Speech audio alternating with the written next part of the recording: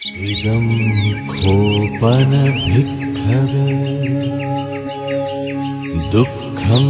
mariga satcham ចង់ដឹងថារស់អាម៉េចបានសុខរស់អាម៉េចដើម្បីឲ្យបានសុខកុំឲ្យមានទុក្ខទៅទេសំណួរនេះឆ្លើយអត់បានទេព្រោះអ្នកទេសនឹងវាមានទុក្ខដែរសុខអីណាជួនក៏វិលមុខជួលក៏ឈឺពោះប៉ុន្តែអាចនិយាយបានថាតើមេរៀនដូចម្ដេចដើម្បីរស់នៅជាមួយនឹងសេចក្តីទុក្ខបានគ្មានមេរៀនគេចពីសេចក្តីទុក្ខទេប៉ុន្តែតើមានវិធីគិតដូចម្ដេចឬក៏វិធីរស់ដូចម្ដេចជាមួយនឹងសេចក្តីទុក្ខនឹងតែម្ដងអាហ្នឹងមានមេរៀននិយាយតែបើថាធ្វើយ៉ាងណាណូដើម្បីកុំឲ្យមានទុក្ខថាអត់ទេទុក្ខនឹងវាមានទៅហើយទុក្ខជាប្រចាំជាតែទុក្ខយើងមើលកើតមកជាទុក្ខកូនងាមកមានពេលកូនងាណាកើតមកសើចមួយកើតមកងារួចពីជាតិទុក្ខមកជារាទុក្ខអ្នកអាចារ្យហ្នឹងទុក្ខដែរទៅជៀសវាមិនឥឡូវជៀសបានអត់ទៅសូត្រផ្លុំមិនឲ្យវាជៀសចាស់បានឥឡូវហ្នឹងអញ្ចឹងជៀសចាស់មិនបានទេប៉ុន្តែតើមានវិធីគិតដូចម្ដេចថាដើម្បីព្រមចាស់ថាចាស់រឿងចាស់មិនត្រឹមតែចាស់ទេឈឺទៀតព្យាធិទុក្ខជៀសបានទេអត់យើងធ្វើមិនថាដើម្បីកុំឲ្យមានទុក្ខកុំឲ្យមានមិនបើវាមានហើយថាវាឈឺចោខ្ញុំទ្រាំបានបន្តិចទៅអាមរណៈទុក្ខហ្នឹងមកដល់ទៀតទៅជៀសវាមិនអានោះអញ្ចឹងគ្មានវិធីរៀនណាមួយដើម្បីឲ្យជៀសទុក្ខទេក៏ប៉ុន្តែមានវិធីរៀនថាទុក្ខមកខ្ញុំព្រមទទួលបានដោយញញឹមអាហ្នឹងមានយល់ទេហ្នឹងឲ្យទៅយល់កន្លែងហ្នឹងឈប់រមដោះគោហ្នឹងរកឃើញការពិតកន្លែងហ្នឹងស្រួលពីព្រោះអាទុក្ខកន្លែងហ្នឹងគ្រូប៉ាកែក៏ជួបអ្នកអត់ពូកែក៏ជួបដូចគ្នាទុក្ខ12កងជាទុក្ខសច្ចៈជាមើលតើមានក្នុងជីវិតយើងអត់មួយទៀតយ៉ាំបិច្ឆੰនលបតិតំបិទុក្ខំប្រាថ្នាចង់បានរបស់ណាអត់បានដូចចិត្តរបស់យើងចង់ទេកើតទុក្ខអត់ព្រោះចង់បានវាតែវាអត់បានសួរថាការខកបំណងរបៀបនេះមានសម្រាប់មនុស្សគ្រប់គ្នាឬក៏សម្រាប់ឯកជនថានរណាក៏មានដែរញាតិញោមធ្លាប់ខកបំណងឯងខណៈទៅណានឹងខកឡើងហ្នឹងក៏ខឹងណាមែនទេមួយទៀតបិយេហិវិបយោខោកោទុក្ខោស្រឡាញ់របស់ណាវាទៅជាព្រាត់ប្រាស់ពីរបស់ហ្នឹងរបស់ជាទីស្រឡាញ់ហ្នឹងណាវាបែកពីរបស់ហ្នឹងកើតទុក្ខអត់ទុក្ខអត់អាព្រាត់ឲ្យមិនទុក្ខមានរបស់មិនសូវស្រឡាញ់ទេឬរបស់ណាស្អប់ឲ្យវាទៅឲ្យស្រឡាញ់ទៅអាហ្នឹងប៉ុន្តែបើរបស់ជាទីស្រឡាញ់ជាទីពេញចិត្តហ្នឹងកើតទុក្ខហើយជាហ្មងបើវានៅហ្នឹងមួយទៀតអបិយេហិសម្បយោគោទុក្ខោស្អប់របស់ស្អីវាជួបតែអារបស់ហ្នឹងអាហ្នឹងកើតទុក្ខអត់និយាយវាអញស្អប់មុខតប៉ែហ្នឹងដល់មកទៀតស្អប់អីជួបហ្នឹងខ្មែរយើងគេហៅថាអីស្អប់អីស្អប់ចំពប់លើជួបមនុស្សដែលយើងស្អប់សួរតែសុខអត់អាចិតនេះសុខអត់ស្អប់របស់ណាជួបរបស់ហ្នឹងជាទុក្ខឃើញទេដូច្នេះសេចក្តីទុក្ខទាំងអស់នេះហេតុដែលនាំឲ្យកើតទុក្ខទាំងអស់នេះគ្មាននរណាជៀសបានទេសូម្បីជីវិតព្រះសម្មាសម្ពុទ្ធណាក៏ព្រះអង្គជួបដែរប៉ុន្តែក្រន្តទុក្ខហ្នឹងវាចែកចេញជាពីរជាសាធារណៈទុក្ខនិងអសាធារណៈទុក្ខអញ្ចឹងយល់ពីទុក្ខហ្នឹងសិនសាធារណៈទុក្ខគឺជាទេទុក្ខជារាទុក្ខជាធិទុក្ខមរណៈទុក្ខគ្មានអ្នកណាជៀសផុតទេសូម្បីព្រះអរហន្តមានដែរទេវតាទោះបីមិនមានទុក្ខពីរកណ្ដាលគឺជារាទុក្ខនិងជាធិទុក្ខក៏ប៉ុន្តែមានជាទេទុក្ខនិងមរណៈទុក្ខដែរប៉ុន្តែអ្វីដែលលើសគ្នាគឺទុក្ខផ្លូវចិត្តព្រះរាមាពភាកត្រូវគេសួរថាបបិទ្ធព្រះអង្គដ៏ចម្រើនតើប្រខ័យណាស្របមានការទុក្ខអត់ព្រះអង្គថាមានដោយចំណែកដែលគួរមានន័យថាមានខ្លះអត់ខ្លះតែបើបឋជនទាំងពីរនឹងពេញបឹបឥឡូវកិច្ចទៅណាបើព្រះអង្គថាពេញហ្នឹងហើយទុកសួរថាទុកមានតែញាតិញោមទេថាអ្នកទេសហ្នឹងក៏វាមានដែរអ្នកទេសហ្នឹងមានទុកអត់គួរយល់ទៅចុកជើងឈឺកផ្ដាសាយមានអត់មានហ្នឹងវាជារឿងធម្មតាការពិតគឺការពិតព្រះសម្មាសម្ពុទ្ធព្រះអង្គឧទាហរណ៍អញ្ចេះទុកបឋជននេះណាឧបមាដូចជាផ្លែព្រួញមួយដែលគេលាបថ្នាំពឹសហើយបាញ់មកត្រូវខ្លួនយើងបឹបថាត្រូវភ្លៅចាស់មកបឹបមកទម្ងន់ផ្លែព្រួញមុតហ្នឹងឈឺឈឺអាឈឺមកមុខផ្លែព្រួយហ្នឹងវាឈឺហើយ ប៉ុន្តែវាដោយសារមានថ្នាំពឹសវាជ្រាបចូលតាមសរសៃឈាមទៀតអញ្ចឹងសេចក្តីទុកនឹងវាមិនមែនបៀតបៀនតែកន្លែងមុតនឹងទេវានាំណក់ចរន្តឈាមទៅដល់បេះដូងទៅដល់ខួរក្បាលទៀតធ្វើឲ្យយើងក្តៅខ្លួនធ្វើឲ្យយើងចុកចាប់រហូតដល់ស្លាប់ក៏មានដែរអញ្ចឹងឈឺចំតែមុខហ្នឹងឬក៏វារាលដាលដល់បេះដូងហ្នឹងហើយមួយទៀតផ្លែព្រួយមួយទៀតមុតចំតំណឹងដូចគ្នាតែអត់មានថ្នាំពឹសទេអញ្ចឹងវាមុតតាណាវាឈឺតំណឹងតែអត់បាននាំថ្នាំពឹសហ្នឹងទៅធ្វើទុកដល់បេះដូងទេសេចក្តីទុកទាំងពីរហ្នឹងព្រះអង្គថាសេចក្តីទុកវត្ថុជនដូចព្រួយមានពឹសរីឯសេចក្តីទុករបស់បខៃណាស្រាប់ដូចព្រួយដែលអត់ពឹសនៅពេលដែលគេវាយលោកនៅពេលដែលគេបៀតបួនលោកឈឺដែរតាសេរីបុត្រហ្នឹងគេដាក់មកដាច់បឹបពីក្រោយឈឺអត់ឈឺប៉ុន្តែអត់ឈឺចិត្តទេយើងណានៅគេដែលគេបៀតបៀនណាជួនកាលគេវាយមិនដល់ផងប៉ុន្តែឈឺដេកមលក់ទេណាយើងណាខណៈគេស្ដីឲ្យសោះហ្នឹងឈឺចិត្តដេកមលក់ផងមុំតវៃទៀតទុករបស់បឋមជនហ្នឹងអញ្ចឹងព្រះធម៌ដែលអាចដោះស្រាយបានគឺអាទុកជ្រាបដល់បេះដូងនេះគឺដែលទុកជ្រាបទៅដល់សន្តានណាចិត្តព្រះធម៌ជួយបានអាតែហ្នឹងតែបើថាព្រះធម៌ទៅជួយមិនកុំឲ្យចាស់កុំឲ្យឈឺកុំឲ្យស្លាប់ជួយអត់បានទេអាហ្នឹងព្រោះរបស់សម្រាប់ចាស់សម្រាប់ឈឺវាកើតមកហើយអញ្ចឹងវិធីសាស្ត្រដើម្បីគិតថានៅពេលដែលសេចក្តីទុកមកបៀតបៀនកុំឲ្យវាជ្រាបទៅដល់បេះដូងតទៅទៀតវាទល់តែបង្កើតជាមេរៀនប្រចាំជីវិតរាល់ថ្ងៃពិចារណារាល់ថ្ងៃនេះមេរៀនអញ្ចឹងមានតែថាដើម្បីកុំឲ្យជួបទុកគ្មានទេប៉ុន្តែថាទុកមកដល់ត្រូវគិតរបៀបម៉េចមានវាទៅជាប្រកម្មដ្ឋានទៅជាវិធីនៃការគិតរាល់ថ្ងៃឧទាហរណ៍នៅក្នុងអភិនហបច្ចវេកណៈបងឲ្យគិតទុកជាមុនថាជារាធម្មោមហេជារាំងអនតីតោអាត្មាអញគង់តែចាស់ទេពិចារណាថាអាត្មាអញគង់តែចាស់ទេដឹងចឹងថាគង់តែចាស់ទេញាតិញោមចង់អាយុវែងទេចង់បានអាយុវែងទេចង់ចាស់ទេចង់រស់បានយូរអត់ចង់ចាស់អត់ធ្វើមិនកើតរបស់ហ្នឹងតែកាលណាយើងចង់រស់យូរដល់ព្រមចាស់ហើយបើមិនចង់ចាស់ដល់កុំចង់រស់យូរអញ្ចឹងនៅពេលដែលចាស់មកដល់វាអត់មានអន់ចិត្តអីទេមានន័យថារបស់ដែលត្រូវកើតឥឡូវកើតហើយយើងដឹងអញ្ចឹងអាការពិចារណាមុនវាដឹងអញ្ចឹងពីព្រោះវាត្រូវចាស់ព្រោះខ្ញុំដឹងមុនយើងដឹងយូរហើយថាហ្នឹងវាត្រូវចាស់អញ្ចឹងនេះគឺជាវិធីសាស្ត្រនៃការគិតដើម្បីកុំឲ្យចាស់ហ្នឹងញោមញីដូចជាថ្នាំពុលនោះចាស់ទៅឃើញទេអ្នកដល់ព្រមចាស់ទៅហ្នឹងលែងកើតទុកហ្មងចាស់អីចាស់ទៅហ្នឹងអាជារាទុកទៅទុកតកាយឯងទៅអញមិនទៅឈឺចិត្តអីជាមួយចាស់ហ្នឹងជាវិធីគិតព្រមចាស់មួយទៀតអាត្មាអញគង់តែឈឺទេអាអត់តន់ឈឺហ្នឹងកំពុងតែសុខភាពល្អហ្នឹងត្រូវពិចារណារឿយថាឈឺហ្នឹងមិនមែនតែគេទេថ្ងៃណាមួយអញឈឺដែរគិតទុកមុនពិចារណាទុកមុនមនុស្សដែលមិនបានពិចារណារឿងនឹងទុកមុនណាដល់តែធ្លាក់ខ្លួនឈឺក្រឹបទទួលអត់បានមកពីអីមកអំពីស្រវឹងអ្នកខ្លះស្រវឹងដល់អាយុ50ទៅ60មិនតាន់ស្វាងផងមនុស្សច្រើនណាស់ឲ្យតែនិយាយពីសេចក្តីល្អនិយាយពីការរក្សាសិលចាំចាស់សួរថាមនុស្សប្រមាណអ្នករស់ដល់ពេលចាស់ឥឡូវនេះនិយាយហែខ្មោចចៅច្រើនណាស់មួយទៀតមរណៈធម្មោមហិមរណង្អនតីតោអាត្មាអញគង់តែស្លាប់ទេព្រះពុទ្ធនៅពេលដែលឃើញអ្នកណាមានឧបនិស្ស័យហើយឃើញថាជីវិតនៅនឹងចិត្តស្លាប់ដូចព្រះអង្គទៅប្រោសនាងពេសការធិតាអញ្ចឹងព្រះអង្គថា3ខែទៀតនាងនឹងស្លាប់ហើយនាងកមុំហ្នឹងព្រះពុទ្ធអត់មានទៅរាយមុនថាធ្វើម៉េចមកឲ្យស្លាប់ទេ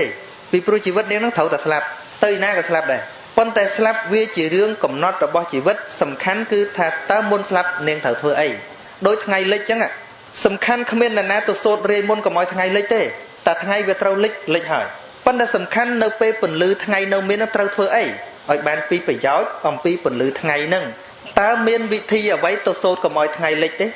អត់ទេប៉ុន្តែមនុស្សដែលយល់ថាថ្ងៃហ្នឹងពិតជាលិចតែលិចវាអស់ពន្លឺអញ្ចឹងត្រូវធ្វើអីមុនពេលថ្ងៃលិចត្រូវទៅធ្វើការងារដកស្ទូងអីរួចធ្វើទៅតែចាំតិចទៀតវាអស់ពេលធ្វើយ៉ាងណាមិញការពិចារណាសេចក្តីស្លាប់ហ្នឹងដូចគ្នាយើងអាចធ្វើវាបាននៅពេលដែលយើងមានជីវិតនេះឯងព្រះអង្គទៅសម្ដែងអំពីមរណានុសតិឲ្យនាងនឹងស្ដាប់នាងនឹងពិចារណាពីសេចក្តីស្លាប់ហ្នឹង3ខែដល់ថ្ងៃនាងស្លាប់ព្រះអង្គទៅម្ដងទៀតទៅសម្ដែងអំពីនាងមកពីណាទៅណាអីហ្នឹងស្មាធ្លាប់សម្ដែងយកឲ្យរឿងហ្នឹងថ្ងៃបន្តិចទៅនាងក៏ត្រូវស្លាប់ដោយឪពុកហ្នឹងភ្ញាក់ដៃត្រូវអាត្រល់ហ្នឹងបុក ទ្រូងស្លាប់ទៅព្រះពុទ្ធមិនមែនទៅប្រោសមិនឲ្យស្លាប់ទេព្រះពុទ្ធទៅតម្រង់ទិសដៅថាតើមុនស្លាប់ត្រូវធ្វើអីតែស្លាប់ហើយព្រះពុទ្ធខ្លួនឯងក៏ត្រូវតែបរិនិព្វានដែរប៉ុន្តែដែលព្រះអង្គបង្រៀនមនុស្សមិនមែនទៅប្រើវិធីកុំឲ្យស្លាប់ទេពីព្រោះវាជាច្បាប់ធម្មជាតិអត់មាននរណាកែប្រែបានទេនឹងចំពោះសាធារណៈទុកជាតិជារៀបជាធិមរណៈនឹងចំពោះរបស់ពេញចិត្តនឹងមិនពេញចិត្តនេះសัพពេហិមេបយេហិមនីពេហិនានាភាវោវិនាភាវោនឹងពិចារណាមុនថាអាត្មាអញគង់តែប្រត់ប្រាស់គង់តែនិរិះចាករបស់ជាទីស្រឡាញ់ជាទីគប់ចិត្តទៅជាធម្មតាឲ្យទៅជាប្រកម្មដ្ឋានរាល់ថ្ងៃនៅឃើញគេប្រត់ប្រាស់អីនឹកឃើញខ្លួនឯងភ្លាមថាអញគង់តែបែកគ្នានៅឃើញគេបាក់គ្នានៅឃើញគេបាត់របស់នៅឃើញគេខូចខាតអីដាក់ខ្លួនឯងភ្លាមថាអាត្មាអញគង់តែមានថ្ងៃហ្នឹងត្រៀមចិត្តទុកមុនដល់តែពេលវាមកដល់មានន័យថាជីវិតហ្នឹងដើរតាមអ្វីដែលយើងបានគិតប៉ុន្តែពិតអ្នកគិតក៏ស្លាប់អ្នកមិនគិតក៏ស្លាប់ក៏បែកដូចគ្នាប៉ុន្តែអ្វីដែលខុសគ្នាអ្នកដែលមិនដែលគិតក៏ទុកខ្លាំងណាស់ដោយសារអីដោយសារមិនដែលគិតថាអាការបែកបាក់នេះវាគង់តែមកដល់ថ្ងៃណាមួយដែលយើងមិនបានគិតទុកសម្រាប់អ្នកដែលមានប្រកម្មដ្ឋាននឹងគិតពិចារណាដល់ពេលស្លាប់គឺជាអ្នកចាត់ចែងកម្មវិធីបុណ្យដោយស្រួលមានន័យថាអ្នកទៅគ្រាន់តែទៅមុនយើងមួយជំហានទេបន្តិចទេយើងទៅតាមមានស្អីចាំបាច់យំពេលបបឲ្យច្រើនពេកតាមពិតវាអញ្ចឹងមែនព្រះអង្គថាអ្នកហិរុនណាំងវាសោកោវាយាវញ្ញបរតេវនីការយំការខ្សឹកសួលការសោកសៅរោគឲ្យបានជាប្រយោជន៍តែបន្តិចសម្រាប់អ្នកស្លាប់អត់មានគឺជាអំពើអត់ប្រយោជន៍ប៉ុន្តែយើងបើថាប្តីស្លាប់អីបើប្រពន្ធមិនយំគេថាប្រពន្ធនឹងអត់ស្រឡាញ់ប្តីតែអញ្ចឹងទៅបានអ្នកខ្លះដល់ស្លាប់ទៅខំយំឲ្យលឺអ្នកខ្លះជួលគេយំទៀតអាត្មាធ្លាប់ដឹងព្រោះវាអត់មានអ្នកយំជួនកាលវាអាក្រក់ពេកហ៎ដល់អញ្ចឹងជួលអ្នកយំដល់ជួលអ្នកយំអ្នកបើកឡានសពហ្នឹងវាធុញវាយំលឺពេកហ៎ដល់ដល់បើកលឺកាត់ចាប់ប្រាំងងក់អញ្ចឹងទៅទៀតទៅវាទៅគិតក្បាលគ្នាស្រោចពេញតឡានខ្មោចអញ្ចឹងទៅព្រោះវាមិនមែនជាការយំពិតជួលគេឲ្យយំហ៎ដល់គេគិតថាខ្មោចណាដែលងាប់ទៅគេយំច្រើនអាហ្នឹងខ្មោចល្អហើយកងអាត្មាស្លាប់មួយទៀតម្ដាយញោមស្រីឪពុកញោមស្រីហ្នឹងអ្នកដែលគេនៅបំរើអ្នកដែលគេយកចិត្តទៅដាក់គ្មានសូវយំអីទេដោយឡែកអ្នកដែលមិនដែលទៅអើតហ្នឹងដល់ពេលឈឺក៏មិនទៅអីក៏មិនទៅដល់ពេលស្លាប់ទៅដល់ហ៊ូយអានេះប្រអួតយំយកបន្ទុអ្នកខ្លះក៏គេយំចេញពីចិត្តដែរមិនទាំងអស់ទេណាព្រោះតែមិនបានគិតអាស្រឡាញ់ខ្លាំងហ្នឹងអានឹងវាយំចឹងមែនហើយមិនទាំងអស់ទេណាប៉ុន្តែអ្វីដែលមេរៀននេះដូចថាធ្វើម៉េចដើម្បីឲ្យបានសុខជាមួយនឹងរបស់ហ្នឹងព្រោះរបស់ហ្នឹងវាត្រូវមកគឺជារបស់ដែលយើងត្រូវពិចារណារឿយគ្រាន់តែពេលដែលស្លាប់មកដល់បែកបាក់មកដល់យើងដឹងថារបស់ត្រូវបែកឥឡូវវាបែកហើយអ្នកដែលមានការពិចារណាក្នុងចិត្តដូចនាងមល្លិកាប្រពន្ធរបស់ពុនធុលសេនាបតីជាមន្ត្រីល្អអញ្ចឹងបានថាធ្វើជាមនុស្សល្អជាងការនៅក្នុងសង្គមមនុស្សអាក្រក់ហ្នឹងបាក់រស់ដែរនៅពេលដែលអាមាត្យដតីកាត់ក្តីកោងគាត់នឹងជាសេនាបតីបានអាជ្ញាសឹកអំពីពរាជាដើរជួយប្រជាជនកាត់ក្តីត្រូវថាត្រូវខុសថាខុសអាមាត្យក្បត់នឹងទៅចាត់ចុចពរាជាថាពុនធុលសេនាបតីនឹងចង់សោយរាជចង់សម្លាប់ពរាជានឹងគ្មានគិតអីទេក៏ចាត់គេឲ្យសម្លាប់ពុនធុលសេនាបតីជាមួយកូនប្រុសបង្កើតរបស់គាត់32នាក់គាត់មានកូនភ្លោះ16ដងប្រកែណាកូនភ្លោះ16ហើយ32 កូនធ្វើកងតបទាំងអស់ពរាជាសម្លាប់ផ្ដាច់ពូជទាំងអស់ទាំងឪពុកមួយកូន32នាក់ពេលមួយហ្នឹងនាងម៉ាលិកាជាមួយកូនវសា32នាក់ដែរកំពុងធ្វើទានថ្វាយចង្ហាន់ព្រះសិរីបុត្រនិងព្រះសង្ឃគេឲ្យសម្បត្តិមកថាស្វាមីរបស់អ្នកកូនប្រុសរបស់អ្នក32នាក់ត្រូវគេលបធ្វើឃាតអស់ហើយនាងអានសម្បត្តិហើយសញ្ជប់សញ្ជឹងមកសន្ទុះដឹងថារបស់ស្លាប់ហើយនិយាយអត់បានមកវិញទេនាងក៏មូញាត់នៅនឹងភ្នត់សម្ពុតហើយប្រកេនប្រសងទៀតហ្នឹងដែលមនុស្សមានការពិចារណាទុកមុនយល់ទេរបៀបអញ្ចឹងមិនស្រឡាញ់ប្តីទេមិនស្រឡាញ់កូនទេប៉ុន្តែមនុស្សយល់ពីការពិតដូច្នេះសំណេរនេះគួរសួរថាតើមានវិធីគិតដូចម្ដេចដើម្បីតស៊ូបានជាមួយនឹងសេចក្តីទុក្ខឬក៏សេចក្តីប្រត់ប្រាស់ដែលវាមកដល់ជីវិតនឹងមានដល់ពេលអញ្ចឹងទៅកប់ជួនពេលមួយហ្នឹងទាស័យម្នាក់លើកចានចង្ហាន់មកថាសចង្ហាន់មកហ្នឹងជាពុបជើងដួលទៅវាបែកចាន ដល់តែបែកចាននៅនឹងមុខនឹងព្រះសារីបុត្រ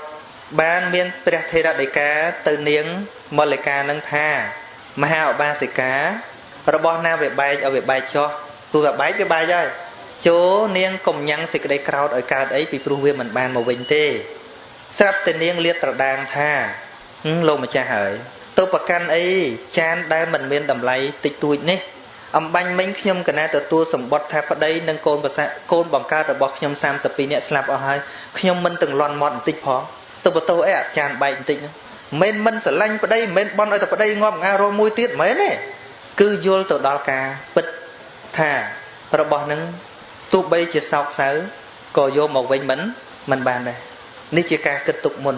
វាធ្វើឲ្យចិត្តហ្នឹងមិនជ្រាបទៅដោយសេចក្តីទុកកង្វល់ហ្នឹងតទៅទៀតចុះបើឥឡូវតែដេកឥឡូវបើសិនបើនាងដឹងភ្លាមយំបកាច់នៅហ្នឹងអាបុនក៏ឈប់ធ្វើអាស្អីក៏ឈប់ធ្វើអីដេកយំឈឺមានប្រយោជន៍អីហ្នឹងហើយវាមានតែបន្ថែមសេចក្តីទុកអញ្ចឹងការយល់អំពីសេចក្តីទុកហ្នឹងឲ្យច្បាស់ទើបយើងឈប់ខ្លាចទុកឧទាហរណ៍ពីក្មេងនៅពេលយំចាស់ក៏តែងបង្លែកឧទាហរណ៍ថាមនុស្សភូមិហ្នឹងមានតាម្នាក់ដោះពុកមាត់វែងហើយពេលយំម្ដាយទេតែស្រែកថាបកែយំតានឹងមកគ្រាវឥឡូវហើយតានឹងក៏ស្រែកអែមអញ្ចឹងក្មេងនឹងខ្លាចលែងយំវាខ្លាចមែនខ្លាចឲ្យតែយំតានឹងស្រែកអែមគ្រាវឥឡូវភ័យឈប់យំប៉ុន្តែក្មេងប្រុសនឹងដល់ធំម្ដងបន្តិចដល់ពេញកន្លោះទៅខ្លួនឯងក៏ដោះពុកមាត់ដែរតានឹងមកអែមទៀតមើលតានឹងមកអែមគ្រាវឥឡូវគ្រាវតាឯងវិញឥឡូវមានន័យថាស្គាល់ច្បាស់ថាដោះពុកមាត់វាជារឿងធម្មតារបស់មនុស្សប្រុសវាអត់មានអីចម្លែកទេដល់តែដឹងច្បាស់ឈប់ខ្លាចហើយមែនទេដូចមនុស្សខ្លាចខ្មោចចឹងមកពីមិនស្គាល់ខ្មោចបើស្គាល់ខ្មោចឈប់ខ្លាចហ្នឹង1ម៉ោងជាងប៉ុណ្ណឹងចុះណាមិនតទៅទៀតទេដល់ពេលវិសាបាយអូយើងមិនតសូត្រមុនផងណាហ្នឹងហើយទៅអធិស្ឋានផងព្រោះអាត្មាកម្មវិធីត្រូវសម្ដែងមកហ្នឹងបាទសូមអធិស្ឋានពីប្រធារាធិរៈគ្រប់ព្រះអង្គហើយការសម្ដែងធម៌លើលួខ្វះខាតយ៉ាងណាសូមអធិស្ឋានសំគួរតាមពេលវេលាប៉ុណ្ណេះឯងអេវ៉ាំងឥឡូវប្រាក់បូជាពធទេសនាបានច្រើនណាស់ថ្ងៃនេះបាន$400ហើយនឹង230000ហ្នឹងហើយមានប្រសង់គង់ស្ដាប់ពធទីនេះមានចំនួន5អង្គសំបែងចែកនៅប្រាក់ពធទេសនានឹងបវណ្ណាបច្ច័យ4កណាគ្រប់ព្រះអង្គក្នុងមួយអង្គ$80 $80 5ដងវា400អស់ហើយ400ហ្នឹងហើយ200,000ទៀតចែកជា40000ក្នុងមួយអង្គទៀត4 5ដង20នៅអាត្មាយកកតុយនឹងដាក់ការទូរស័ព្ទបាទសូមអនុមោទនា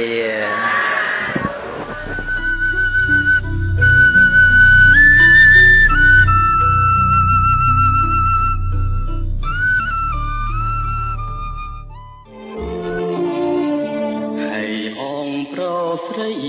ទាំងឡាយអើយកុំភ្លេចឡើយផ្លូវឡងគឺធម៌ព្រះពុទ្ធប្រសើរផុតលោក